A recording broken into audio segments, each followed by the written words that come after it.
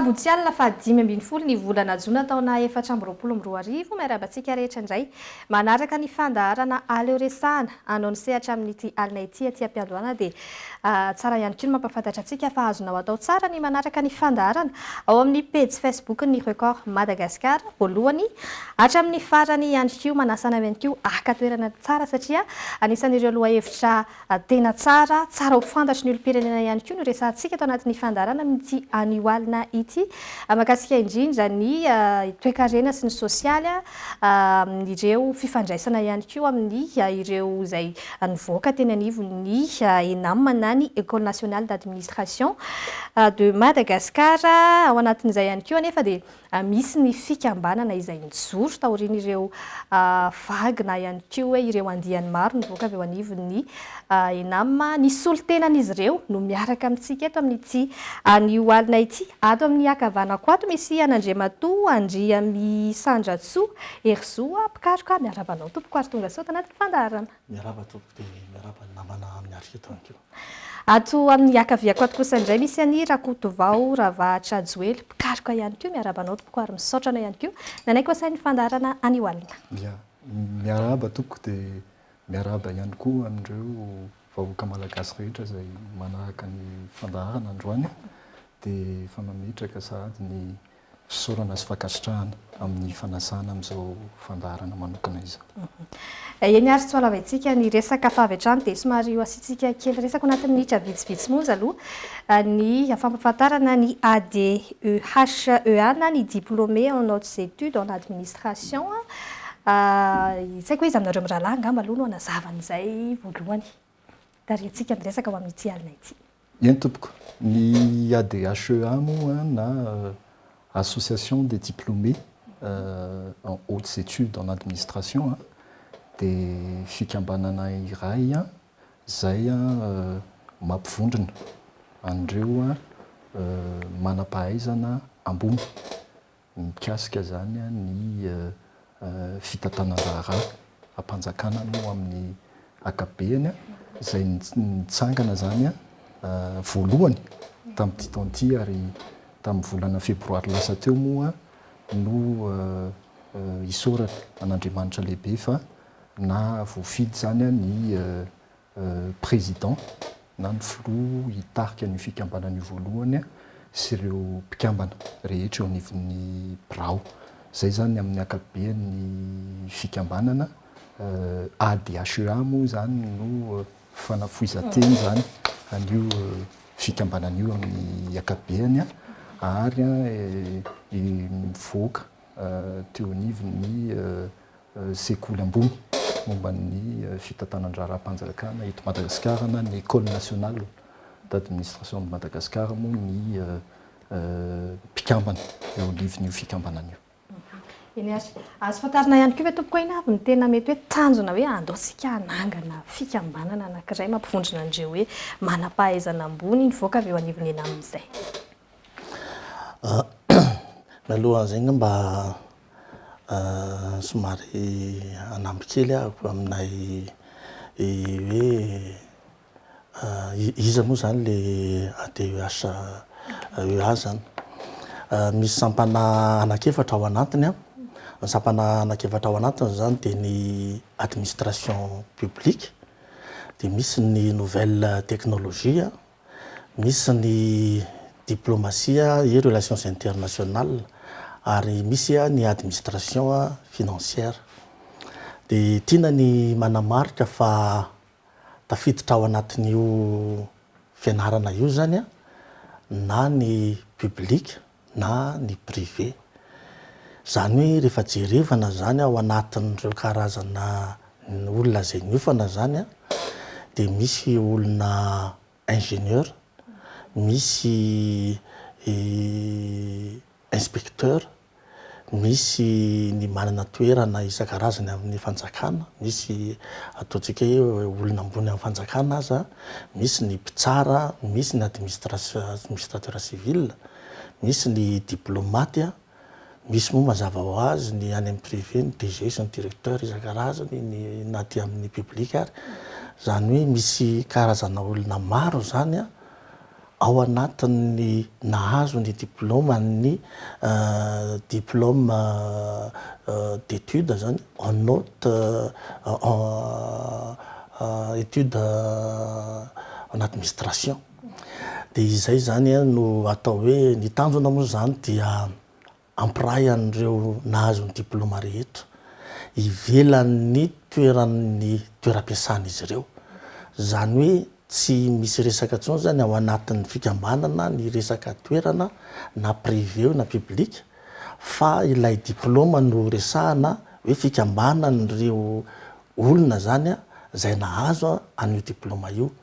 Zany hoe ny compétence ny capital humain zay formé à partir areo zany no tena zava-dehibe ao anatin'ny fikambanana ity, ka ny ametraka maha izy azy ny ireo karazana olona reo mba hahafahan'izy ireo hitondra ny traikefa sy ny fahaizana sy ny fikarohana zay ataony mba anatsarana ny administration amin'ny ankapobeny na public na ny privé mba ho an'ny développement à Madagasikara. Zay indrindra mantsy tsetsatsetsao tsy aritra satria tsara nampahafantaritsika ny mpijeritsika ihany koa ny mahakasika an'izay dia HOA zay. Zay ny mahakasika an'iny fa andeha hiditra amin'ny tena votoatin'ny fandaharana amin'izay ary sika mahakasika indrindra ny hoe économique sociaux moa izay anisan'ny lohahevitra ho resantsika ato na ny toe-karena sy sosialy sy mifandray amin'izay fitantanan-dra-rahampanjakana izay tsara ihany koa nefa ny manamarika fa misy ihany koa ny sehatra tsy miankina izay miaraka amintsika eto ho resantsika aloha zay sehatra tsy miankina izay fa hanimboantsika azy angamba ny mahakasika indrindra ny fitantanan-dra-rahampanjakana eto Madagasikara ao anatin'izay inona tompoko ny mety hoe tena hitanareo mbola olana ao anatin'izay fitantanan-dra-rahampanjakana eto Madagasikara zay. Ya, mialohan'ny analiko amin'izay ngamba namana iando dia tsara ihany aloha ngamba faritantsika ny mazava tsara aloha ny atao hoe fitantanan-dra-rahampanjakana amin'ny ankapobeny, ary ny faharoa manarakarak'izay ngamba za mity iray mitoraka ity tsy resaka olana na tsy fahampiana fa ozy izy aho hoe fanamafisana orina ny fanatsarana zay atao eo amin'izay lafy ny fampandrosoana ny tany sy ny firenena malagasy malalantsika izay. Amin'ny ankapobeny ny fitantanan-dra-rahampanjakana zany dia ireo asam-panjakana rehetra zany zay tanterahany tompona andraiki-panjakana rehetra eny anivin'ireo androm-panjakana maro samihafa moa zany zay mandrafitra ny fanjakana malagasy sy ireo rafi-panjakana na sapandra-rahampanjakana ka tanterahana zany ireo azy ireo mba hahafahana manome fahafapo ny filan'ny tombontsoan'ny vahoaka malagasy. Amin'ny teny vahiny moa ilay izy dia hoe activité entreprise donc ou réalisée par les autorités publiques pour satisfaire les besoins d'intérêt général na d'intérêt public. Zay zany aloha amin'ny ankapobeny. Zany hoe ny tsara tsy pihana ao anatin'izay fitantanan-dra-rahampanjakana zay zany dia zay hoe mamaly ny filan'ny tombontsoa am-bahoaka izay zany amin'ny ankapobeny. Zany hoe zahay zany zay nivoaka na public moa na privé amin'ny ankapobeny dia manatanteraka an'izay foana raha ohatra ka zahay eo amin'ny public ny resahana dia miasa zay mpiasa-panjakana voaka avao zany dia miasa mba hamaliana mezana fahafapo an'izay filan'ny tombontsoa iombonan'izay na ny tombontsoan'ny vahoaka malagasy izay. Ary ireo androm-panjakana, ny rafi-panjakana, ny sapandra-rahampanjakana maro samihafa zany eto amin'ny tany sy ny firenena zany no manatanteraka amin'izay amin'ny alalan'ireo tompona andraiki-panjakana maro samihafa. Zay zany teboka ho lehibe tsy maintsy tsindrina aloha mialohany ny anaovantsika fa mialabelarana mikasika an'izay hoe fanamafisan'orina na fanatsarana ny ataontsika hoe lafiny a raha toe-karena sy sosialy zay. Ny faharoa ngamba dia tsara tsy pihana koa eto am-piandohana zany hoe ahoana ny fomba fijery na inona no famaritana n'izany hoe toe-karena izany. Ny toe-karena moa mazava ho azy fa raha vao misehatra ianao amin'izany lafin'ny toe-karena izany dia mazava ho azy fa mandinika ianao sy mikaroka lalandava hoe ahoana ny fomba ahafahana zany a mamokatra, manao production zany a na mitsinjara, manao distribution na manao consommation, mampanjifa zany a ireo a tolotra na fitaovana biens et services a mba hoentina amaliana an'izay a filan'ny olombelona moa amin'ny akabeany na filam-bahoaka izay. Zany hoe raha jerena zany izay famaritana roa izay dia mazava ho azy fa tena ny fitantanan-draharam-panjakana dia sehatra anisan'ny lehibe sy goavana zany a eo amin'ny lafiny a ara-toe-karena zany. Marina fa maro ny sehatra amin'izany resaka toe-karena zany, fantatsika misy ny secteur primaire, secondaire, tertiaire, quaternaire, fa ny sehatra ny fitantanan-draharam-panjakana dia anisan'ny sehatra ny toe-karena izay manany lanjana goavana amin'izay ataoko hoe lafiny ara-toe-karena izay ary iankinany ny aim-pirenena mahitsy zany hoe fitantanan-draharam-panjakana zany amin'ny akabeany. Ka raha miresaka ianao hoe fanamafisanorina ny fanatsarana izay atao dia tiako tsy pihana eto hoe maro ny ezaka izay natao. Za kosa zany amin'ny saina tsy miangatra dia mba anisan'ny olona milaza hoe mba maro samihafa ny ezaka izay ataon'ny firenena malagasy, ny fitondram-panjakana malagasy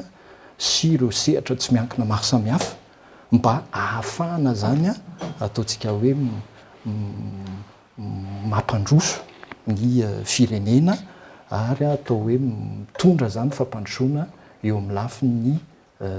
toe-karem-pirenena. Ny aha fotsiny zavatra tiako tsy pihana ao anatin'izay satria maro samihafa ohatra hoe raha manamboatra sekolytsika zany anie ahafahana mampandroso ny toe-karem-pirenena zany satria ao zany no entina hitondrana ny fanabeazana nireo zanakitsika, ahafahana manome azy ny fahaiza manao mba ahafahany any arinany zany mamokatra ary mitondra ny anjara-birikiny zany eo amin'ny fampandrosoana ny toe-karem-pirenena. Ary ny fanjakana no anisany lohalaharana manamboatra n'izany sekoly zany, hitantsika rehetra ataontsika hoe amin'ny ana-manjery rehetra na ny zava-misy eny anivon'ny eto amin'ny tany sy ny firenena zany dia be da be zany ireo sekoly izay natsangana mba hanamafisanorina an'izay fanabeazan'izay. Zany zany dia mba anisany ao koa ny sehatry ny fitsaboana izay maro samihafa koa ireo ataontsika hoe hôpitaly sy ny trano fitsaboana maro samihafa tahaka ny centre de santé de base reny dia izay namboariny fitondram-panjakana izay hoentina hitsamboana mba ahafahan'ny olona zany manana fahasalamana foana mba hoentiny ihany koa mamokatra zany ary manatsara ny fiainany mitondra ny anjara-birikiny koa eo amin'ny fampandrosoana ny toe-karem-pirenena. Dia izay zany no ataoko hoe ohatra vitsivitsy zany izay hoentiko hoe manana fifandraisana mahitsy ny fitantanan-draharam-panjakana sy ny fampandrosoana ny toe-karem-pirenena. Ny zavatra tiako lazaina fotsiny dia hoe tokony amafisina orina angamba ny andraikitry ny fianakaviana, indrindraindrindra ny andraikitry ny ray aman-dreny zany eo amin'izay lafiny hoe fampandrosoana ny firenena izay. Satria everiko hoe raha ohatra zao ka misy zaza mety hoe tsy vitan'ny ray aman-dreny mampianatra azy dia mety ho lesika izay eo amin'ny ataoko hoe fampandrosoana ny firenena. Everiko zany fa tokony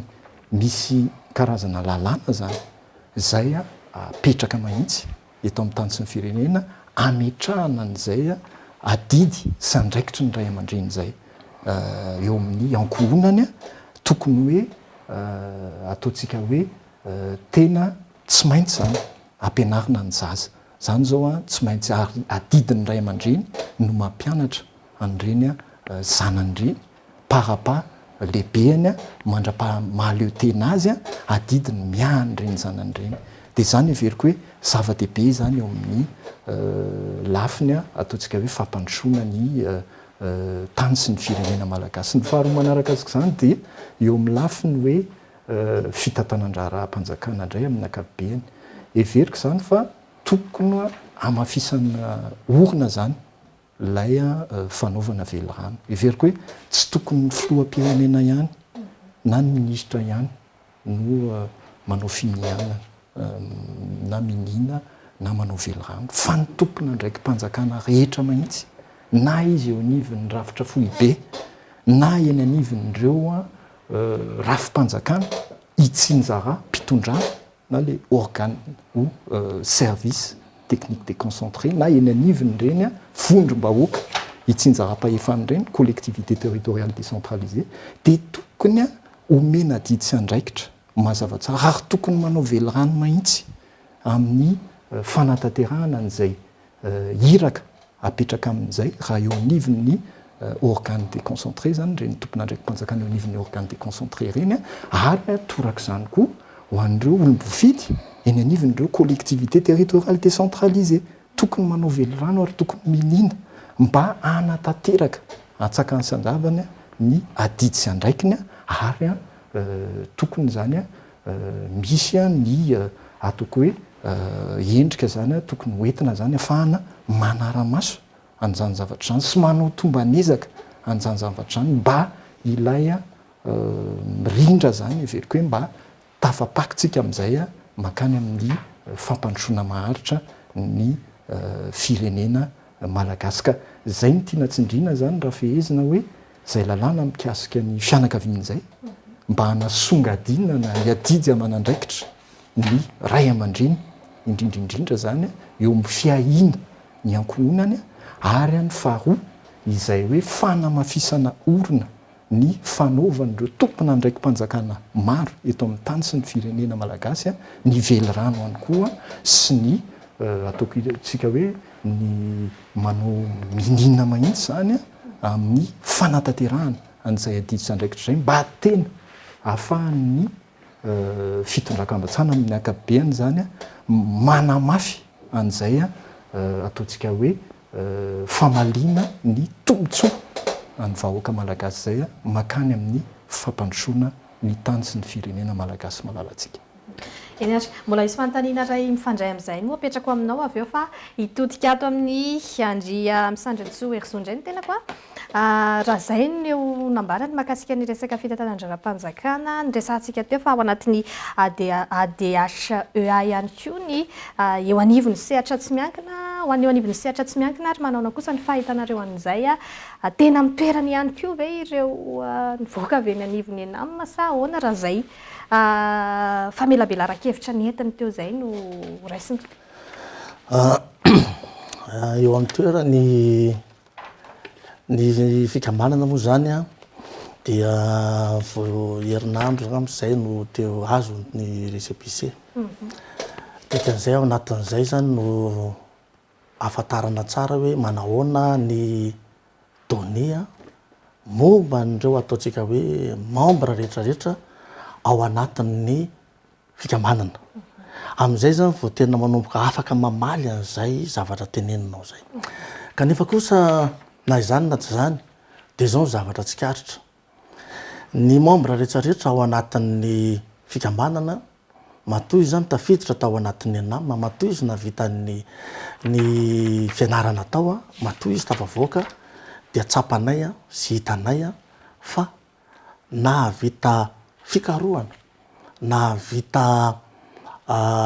nahazo expérience nahazo fahalalana ny dikan'izay zany dia zao lasa ressources humaines ngeza be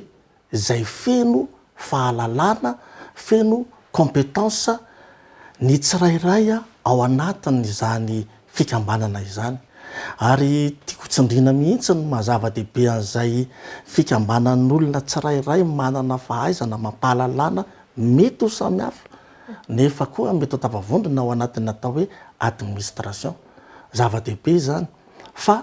na dia maro ary izy ireo a dia iray ihany. Za zao mety manana ny hevitro manokana fikarohako manokana mba hahafahako mamaly anao dia mety ho avoakako izay. Misy namana hafa nefa ao aminay tahaka ny namana manatrika antsika eto dia manana fikarohany ihany koa. Ary ireny fikarohany ireny dia zava-dehibe satria ho an'ny firenena matanjaka ny voka-pikarohana zany dia zava-dehibe tokoa. Raha eto so tsika hiteny manao hoe manahoana moa no fandraisan'ny privé anjara amin'izao dia ny fomba maliko an'izay dia zao: tsy tena le hoe inona ny zava-misy na mety na tsy mety na ahoana fa amin'le ao amin'le expert misy any tena zany dia manadiady amin'ny ankapobeny mijery an'ireo karazana concept, ireo karazana teoria reny zany no adiadiana ahafantarana hoe raha ohatra ka mirona be kokoa tsika amin'ny resaka fanjakana dia atao hoe paradigman'ny Keynes zany mety ampiasana amin'izany. Le paradigme zany dia karazana hoe cadre na pensée anankiray mety nitondrana an'le politika mihitsy ary mety nitondrana mihitsy ihany koa zany ny atao hoe agenda politique sy ny agenda développement. Etsakilan'izay nefa mety ndray koa natao hoe paradigme atao hoe néoclassique be zany no atao zay hoe manahoana ny offre, manahoana ny demande, atao ahoana ny ampifandraisana an'ireo fa équilibré ho azy io, alamina ho azy io any anatin'ny privé zay. Le teo zany somary anatin'ny fanjakana ty anatin'ny privé. Mety misy fahatelo ihany koa paradigme par rapport amin'ny hoe manahoana daholo le institution misy moa na hita toerana hatrany ivelany ary hoe iza nanetsina amin'ny banga, iza no zao resaka arabola mety resahako amin'izay dia ahoana zay manahoana daholo ny ONG, manahoana ny société civile, manahoana le privé, aiza daholo ny fitsinjarana ao anatin'izay dia hafa koa zany ny cadre na pensée ao anatin'izay. Izahay zany ao anatin'le fikambanana misy mikaroka, anisan'izany ny tenako dia mikaroka hoe raha tsy ireo telo ireo moa zany inona ny paradigme mety azo ampiasaina, cadre de pensée izay mety hitondra fanatsarana amin'izay zavatra efa misy, amin'izay zavatra efa vita, amin'izay zavatra fahombiazana efa tratra ny firenena. Ahoana mety hanatsarana kokoa an'izany mety misy paradigme zany paradigme miohatra amin'ny hoe économie comportementale, zany hoe fa manahoana le fisainan'le olona ka nahatonga azy nandray décision na public io na privé fa naninona zany ny décision ndraisina teto amin'ny firenena ao amin'ny public, naninona no zany ny question ndraisina no ny décision ndraisina na décision ndraisina zany aty amin'ny privé. Dia misy mety biais zany, mety biais cognitif kely, mety mandiso kely an'izay zany hoe tokony hitaditsika zany le mety hanamarina kely an'izay ihany koa. Dia an'le fitadiavana an'izay mahamarina zay zany no nahatonga le namana miara-mikaroka manao hoe andao hijery paradigme ary tsika zay privé ahafahana mijery ka manao hoe ity biais ity andao esorina ao anatin'le fomba fandraisana décision. Ahoana moa mety analana an'izany ka mba halasa zany ao anatin'ny hoe pensée critique sy réflexive no ampiasaina ao anatin'izay. Raha vao miteny an'izay tsika zany dia misy lanjany ngeda be ny resaka science ao anatin'le condition ny olona zay hoe andraisany fanapahan-kevitra, le fisainan'le olombelona zany manao hoe ahoana no andraisan'ny olombelona an'izany ka hanapa-kevitra izy hoe any amin'ny tokony izy hoe zany lalan'ny fanapahan-kevitra zany sa tsy any amin'ny tokony izy fa inona marina ny zava-misy amin'ny ankapobeny. Satria raha miresaka tsika hoe misy problème politique, misy problème économique, misy problème social dia efa samy resaka na ny olon-tsotra ary manao hoe le toe-tsaina, le toe-tsaina, le toe-tsaina. Dika zany zany ao ambadiky le problème politique misy problème cognitive, ao ambadiky le problème économique misy problème cognitif, ao anatin'le problème social na culturel misy problème cognitif. Zany hoe raha tonga dia mahafotsiny aingana dia aingana an'le politique, économie, sociale tsika dia iodikotina hivezivezy eo foana fa tsy voavaha ihany le tena olana satria fa mazava be hoe ny mpikaroka eran-tany ary nanao hoe histoire de la pensée économique vao économie, histoire de la pensée politique vao politique, histoire de la pensée sociale vao sociale. Dikan'izany zany nieritseritra le mpikaroka kely ao anatin'ny sampasampana kely ao manao hoe andaotsika mba handinika an'izany ka amin'ny alalan'izay no ahafahantsika mijery hoe le fisainana mihitsy zany misy karazana société kely, société cognitive, ka raha vao tsy maintsika sanatria an'izany misy karazana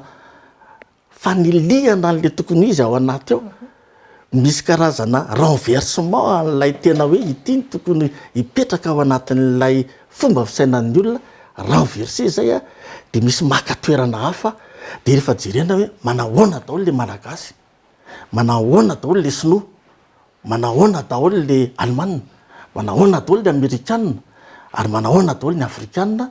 dia tazana zany hoe manahoana zany ilay pensée andry zareo reo, kanefa ireo pensée reo no andrafitra an'ilay paradigme entina miaina isan'andro isan'andro isan'andro.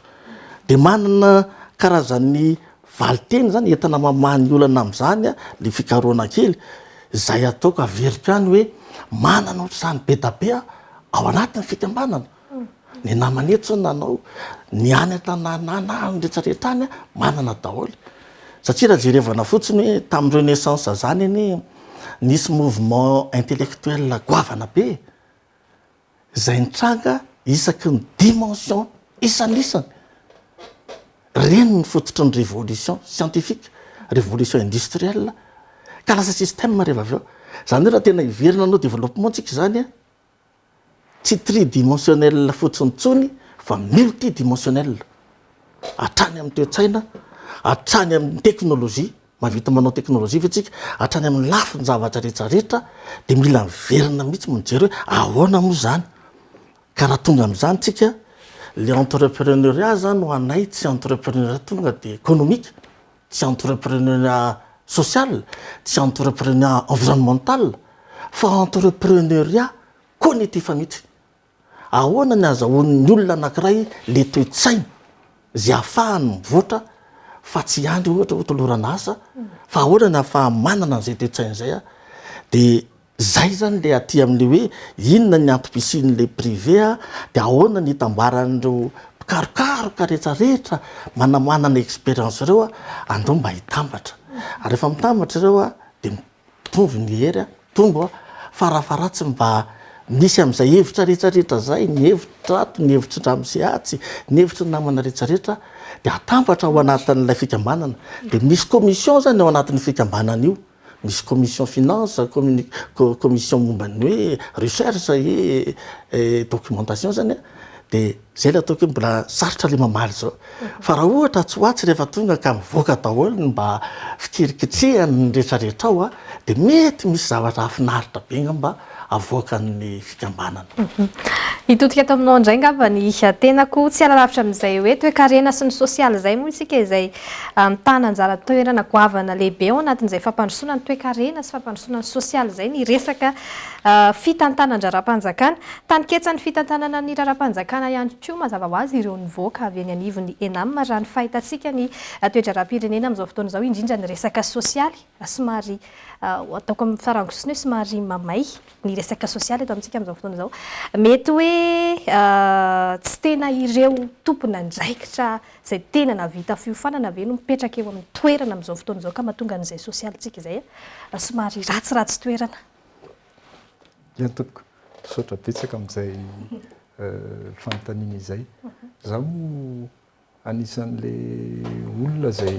ataoko hoe manana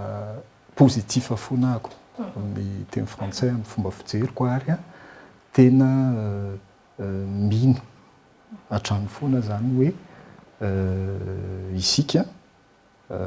vahoaka malagasy dia firenena mandroso foana, firenena mivoatra foana mandrakizay satria nosy alohantsika. Ny zavatra tiako ambara amin'izany dia zao fanjakana ray républicaine Madagasikara. Tsika zany tsy Palestine satria ny Palestine autorité palestinienne fatatsika ny zava-misy ady ny zava-misy any zay ny tsara amin'ny tena amin'ny saina tsy miangatra tena ady afara eto Madagasikara fanjakana eta ara-dalàna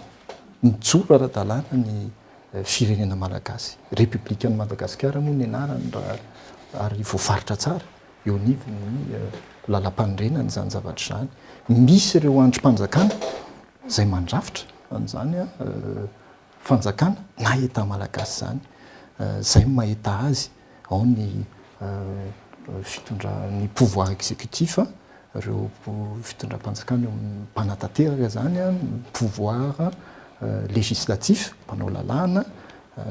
pouvoir judiciaire ao zany zay ary misy ireo rafi-panjakana maro samihafa zay ao anatiny zany hoe fitondram-panjakana zany ny sapan-drara maro samihafa ihany koa zay mandrafitra zany fitondram-panjakana zay mahafanjakana ny fanjakana fa tsika koa manana tanindrazana tany zany le territoire zay koa no etatsika territoire ary misy faritra mazava tsara zany zavatra zany ary ny farany fa tsy ny kely indrindra fa ny lehibe indrindra dia vahoaka malagasy itsika manana vahoaka itsika dia ny vahoaka malagasy zay zany miaina eto amin'ny républicaine Madagasikara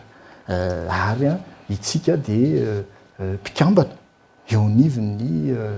organisation des Nations Unies ny firenena mpikambana zany ary ara-dalàna ny fikambanantsika ary mandeha tsara ny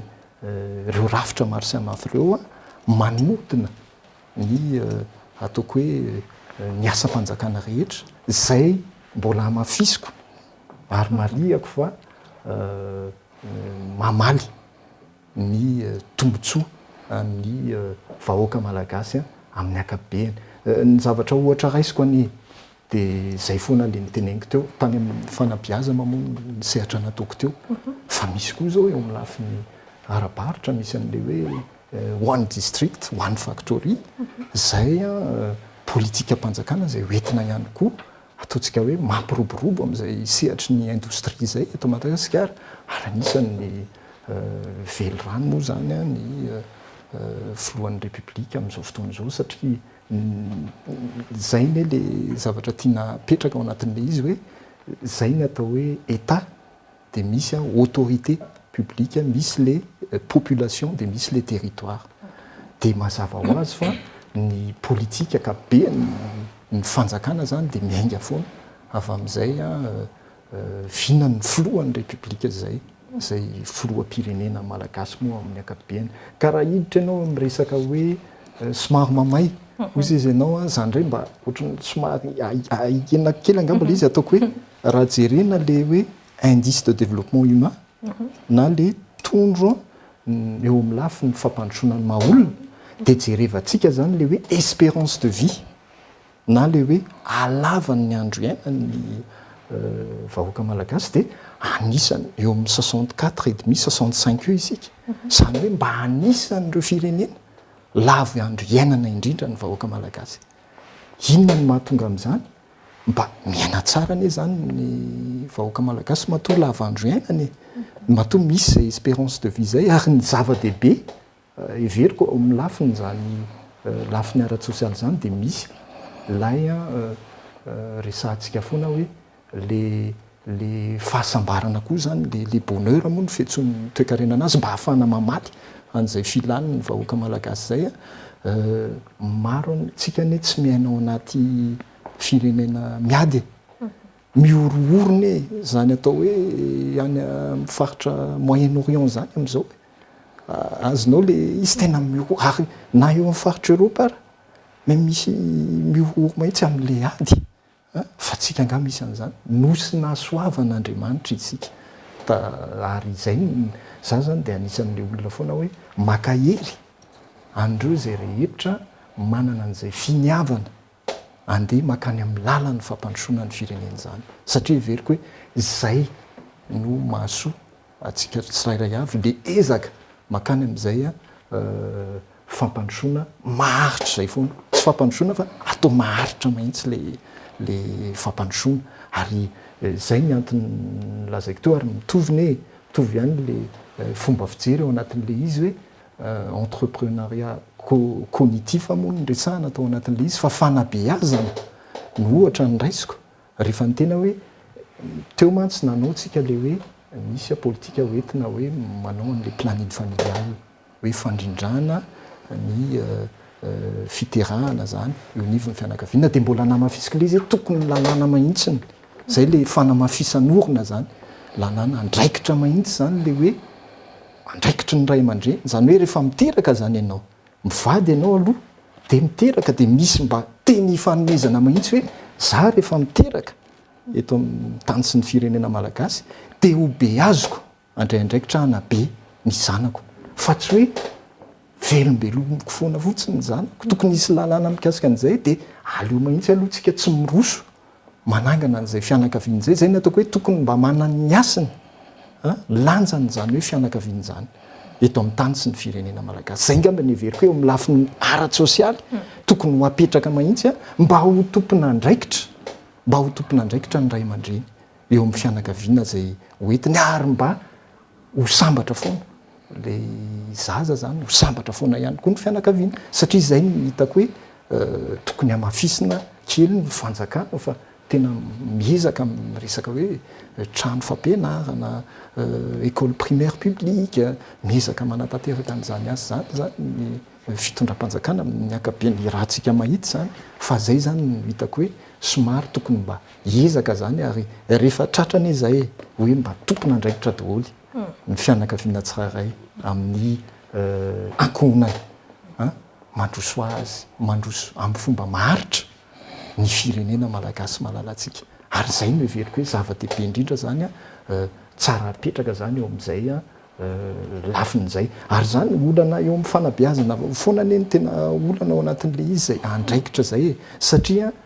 ao ihany koa ny ataontsika hoe norme sociale misy lalàna zany zay raha ohatra ka mipetraka zay lalàna zay droit zany hoe lay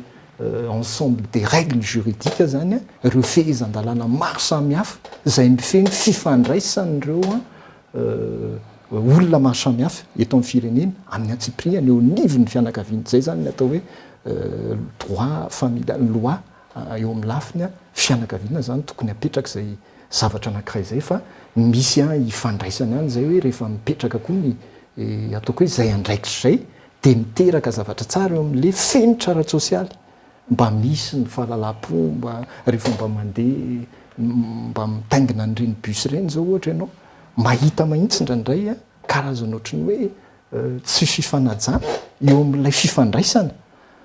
eo amin'ny ray aman-dreny sy ny zanaka ary na dia misy olona be voko zao ary dia mbola misy sasany mbola mahavita manao mele zay moa zany satria zay koa natao ara hoe manam-pahaizana ambony mba mandinika ihany koa mandeha amin'ireny fitateram-bahoaka ireny dia raha mba misy zay fifanajana zay ohatra mba amafisan'orona zay zany hoe ametrahana didy sy andraikitra ny fianakaviana ao ihany koa hoe ny lafiny ara-pinoana ny religion sy ireo fikambanana maro samihafa eto amin'ny tany sy ny firenena malagasy mba mandray andraikitra amin'izany lafiny zany ary anisan'izany ny association DHEA zay mamoaka manam-pahaizana ambony zay tsy vitany hoe ny compétence ihany no ananana fa mba mifanaja koa mba manana an'izay valeur manana savoir être indrindrindrindra zany hoe mahay miara-monina eo amin'ny fiarahamonina eo amin'ny asa aman-draharaha zay tanterahany miaina an'izany zay ary manana code de conduite an'izany zay koa ny anisan'ny fifandraisana eo zany hoe mifanaja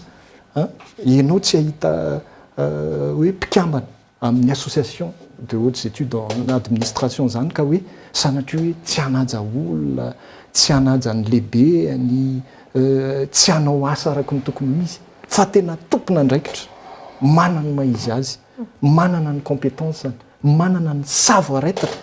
satria zay koa le tsy ampy le fahaiza-miaina koa eo koa zany le problème atsika ary zay no mahatonga n'le hoe entrepreneuriat cognitif ao anatin'ilay fomba fiaina mahitsy zany eo anivon'ny fiarahamonina dia everiko fa adidy sy andraikitra lehibe ho anay no mba mizarany zany zavatra izany ka zay ngamba amin'ny akabeany somary ny ataoko hoe famelabelarana hoetiko kasika an'izay lafiny ara-tsosialy zay fa rehefa miodina tsara nytoekare-pirenena araka le nataoko teo hoe tena nanao ezaka dia mazava ho azy eo amin'ny sehatra ara-tsosialy tsy maintsy misy foana zany ny fetraka any tsara eo amin'izay lafin'izay ary nasongatiko moa zany tamin'ireo ataoko hoe ohatra vitsivitsy kely izay noetiko fa dia makahery an'ireo mpisehatra rehetra satria itsika menakavy zao no mpisehatra eo amin'izany hoe mampiodina ny toe-carré-pirenena zany ary samy manana ny andraikiny eo amin'ny toerana misy anazy zay association des diplômés en hautes études en administration dia vonona zay andray andraikitra hijoro ao anatin'izany araka ny voalaza teo dia manana an'ireo manam-pahaizana maro samihafa zay vonona ny sehatra na zany eo amin'ny fitantanandraha-panjakana eo anivon'ny fitotram-panjakana amin'ny akabe na zany amin'ny sehatra tsy miankina dia manany mahizy azy zany ary manana fomba fijery makany amin'izay hoe lalana makany amin'ny fampandrosoana zay zany ny tena hoe zava-dehibe ary tena hoe vonona hiasa ho an'ny tanindrazana vonona no tena hoe andray ny adidy amanandraikitra zany ampandrosoana ny tany sy ny firenena malagasy. Makasika izay indrindra manko toy an'izay famelabealaranao zay ihany koa ary mifandray indrindra aminambaranao teo ihany koa makasika ny hoe ena moa zany efa nanambara hoe hivoaka ny listra dia ho fantatra hoe aiza ho aiza avokoa ny toeran'ireo mpikambana eo anivon'ny association fa hatreto ihany tena mahita ve nareo satria nareo molona tena nandalina nianatra nanaraka fiofanana mahita ve nareo fa tena ireo navitan'izay fiofanana izay tokoa eo amin'ireo toerana tena ataontsika hoe poste clé amin'ny fampandrosoana ny toe-karena sy ny sosialy zay raha ho antsika eto Madagasikara. Nday fitenenana kely angamba amin'ny famalina zay fomba amaliko azy dia zao misy 500 any zao ny ataontsika hoe nivoaka diplômé indrisy fa roa zay neto ny tiako tenenana zay zany tsy omby ty raha ohatra natsona daholo zay tiako hitarafatsika zany hoe mety misy nahafahanay reo lahy mijoro teto aloha fa izay reo lahy zany dia misolo tena an'ireo tsy afaka ny hoe hitondra ny teniny kory ary fa misolo tena satria tsapanay fa manana ny atao hoe heviny sy ny fahalalany ary ny fahaizany izy rehetrarehetrareo tsapanay amin'izao raha mijery zahay fa misy minisitra misy tompona andraikitra ambony maro ao anatinay ao dia ataoko hoe efa santatra ary efa zava-dehibe izany zavatra rehetrarehetra zany raha nanteny ianao teo izay nivalian'ny namako tato hoe mety manao ao na mety vokatra misy décision politique décision mpanjakana manao hoe misy fanendreny isan-karazany nandinika ary zareo tao anatin'ireny misy fandiniana lalina misy stratégie betabe ihany koa ny zavatra ataontsika ety ivelany zany dia sarotra ny tonga dia andray karazana observation ka tonga dia validena ho anay moa zany anatin'ny seha-pikarohana dia zao tsy maintsy atao aloha ny fikarohana atao daholo aloha manaraka protocole tsara dia atao nyfandiniana apetraka ny hoe inavy ny mety théorie sy ny concept dia apetraka ny hypothèse zay vao mivoaka le hoe mety teto ny naharatsy an'iny na teto ny naharatsara an'iny fa raha ohatra hoe en un clin d'œil zany dia tonga dia afaka hiteny dia matahotra ihany so perceptuel zay fa tsy conceptuel dia za zany maniry hoe engany ho tonga le fotoana zany rehefa mba mivoaka le valovalo-pikarohana ao anatin'ny fikambanana dia miantso indray mandeha zany anao fotoana indray mandeha miaraka amin'ny namana isan-karazany dia mba zavatra tsy avis personnel zany no mivoaka fa zavatra tombona raha za zao zavatra navokako teo dia vokatra na communication zay natao tetatoerana sy tany ivelany no netiko fa tsy hoe tia ny hevitro fa inona ny zavatra efa validetany anatin'ny sehatra rehetrarehetra siantifika de mivaliko hoe reto misy paradigme ohatran'izao, misy société ohatran'izao ary misy entrepreneur ohatran'izao zay efa navoaka tanaty communication. De mety manana namana anankiray ahy tsy namana anankiray tsy namana anankiray atsy a de anjarany zay manao ny programme sy mandray politika zany a no mijery misy ahoana andavonana sy ny mety ilavana ny anavotana firenena na anatsaratsarana kokoa ny sehatra eo amin'ny lafiny fampanisoana firenena. Tiako mariana kely ao anatin'izay développement zay fa karazany ohatra misy avion ihany a zay te hiainga. Misy limite zany hoe misy seuil efa tsy limite moa zany e. Raha vao milatsaky ny 300 km à l'heure de tsy mety miainga décolle io. Fa raha vao mihoatra ny 300 km à l'heure de miakatra io avion io a de lasa le décollage. De anoany zany misy hoe efa misy décollage économique ave, efa misy décollage ohatran'izao ve, inona zany ho atsika no tokony andraisantsika an'izay a fa tsy hanao perceptuel be tsika fa anao inona ny concept, inona ny théorie ahafahantsika miteny fa hoe miainga ny développement ao anatin'ny sehatra anankiray. Eny ary mandeha dia mandeha ihany koa ny fotoanantsika fofy minitra vitsy ihany sisa ny anantsika fa raha ohatra zany hoe misy mpijery antsika amin'izao fotoan'izao any tokantrano any mety hanivoaka avy eo anivony ena misy te hiditra hanatevin-daharana ny fikambanana inona avy tokony ataony misy fepetra takiana ve ny zavatra fantatra moa zany de tsotra kely. Rehefa ohatra ka diplômé tao anatin'le atao hoe cycle expertise ianao zany de afaka miditra membre ao anatin'ny hoe association des diplômés en haute administration, en étude en administration, étude en administration. De izay fotsiny ihany angamba ny ataoko hoe ny amin'ny ankapobeny tsy misy hoe tsy mahazo na ahoana fa zay ny fepetra voalohany tokony arahana ny manana pina ny namako. Manana ny lanjany ny atao hoe olona tafiditra eo anivon'ny École nationale d'administration de Madagascar amin'ny ankapobeny ary amin'ny antsipriany eo anivon'ny cycle expertise zany indrindrindrindra fa ny hautes études en administration. Voalazany namana teo moa le izy fa misy fepetra maro samihafa moa zany zay ahafahana miditra ao zany ary misy ny fifaninanana zay tanterahana satria voafetra ihany koa ny toerana. Ny marimarina koa moa ny école ny tena manana zany ny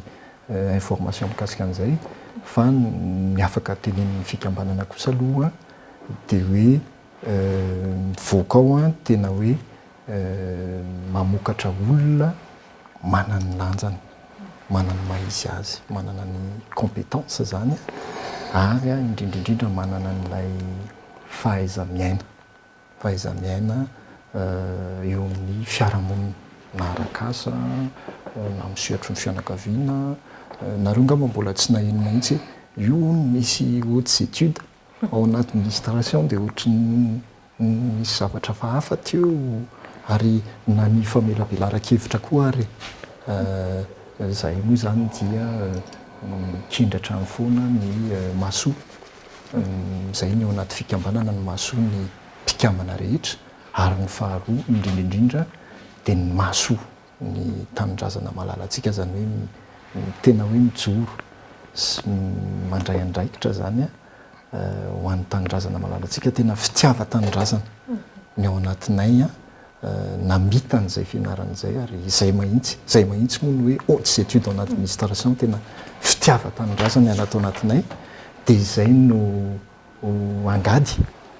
hoentinay zany ahafahanay mitondra ny anjara-birikinay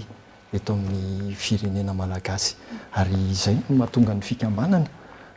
ao daholo mikambana mivondronao fakalala araky ny teny zokolahako tatsy moa dia misy rafitra ao misy cellule komity maro samihafa. Misy komity misahana ohatra zao ny fikarohana ao anatiny ao ny innovation technologique zany ao anatin'le fikambanana mba hoentina zany mba ataoko hoe mamelanja foana zany ny mpikambana ary indrindraindrindra ihany koa mba mitondra foana izay anjara brika azo oentina mba hoentina foana zany makany amin'izay fampandrosoana maharitry ny tany sy ny firenena malagasy malalantsika izay zay nga misy fanamariana kely fotsiny sao de mifangaro amin'ny mpiaino le izy ny valiteniny entiko de ho an'le hiditra ao anatin'ny association valiteniny entin'ny namana de ny hiditra ao anatin'ilay fianarana eny ary somary lavidavitra ihany koa ny lalana andiavinareo nianatra nandalina nikatroka ny ampiny teny anivony namana anahoana ny ainana an'izay ary anahoana sy anahoana ihany koa ny hoe hitondranareo ho ampiasainareo an'izay fiofanana be zay ratovinareo zay ho an'ity firenena malalatsika ity indrindra ho an'izay fampandrosoana ny toe-karena sy ny sosialy zay ao anatin'ny loha efitra resantsika izay mamaraparana ihany koa sika dia manana eo ataoko hoe amin'ny efatra minitra eo avy angamba ntsika ianareo mirahalahy betsaka ihany ia raha za moa zany no amaly voalohany zay fanontaniana zay zany a dia enjana tokoa mafimafy natao hoe lalana tao amin'ny fotoana zay nianarana zany za moa zany ao anatin'ny atao hoe spécialisation koa dia diplomatie et relations internationales naninona no zay aloha mba hamaliko an'ilay fanontaniana ny tena koa spécialiste en éducation de spécialiste en développement rehefa tazako anefa fa le développement tsy développement etatoerana irery ihany fa mila sy mitaky fahafantarana sy fahaizana an'izany atao hoe dimension internationale dia nataoko thème mihitsy zany hoe ahoana nanaovana modélisation ny données zay misy eo anivon'ny sehatra iraisam-pirenena ka ao anatin'izay ny fomba handraisana décision ao anatin'izay système na modèle zay no handraisana décision fa tsy raisina fotsiny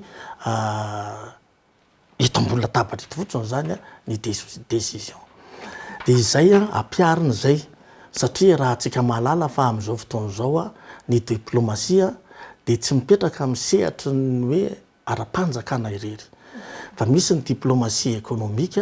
misy ny diplomasie amin'ny sehatry ny atao hoe société civile misy ny diplomasie amin'ny sehatry ny organisation internationale isan-karazany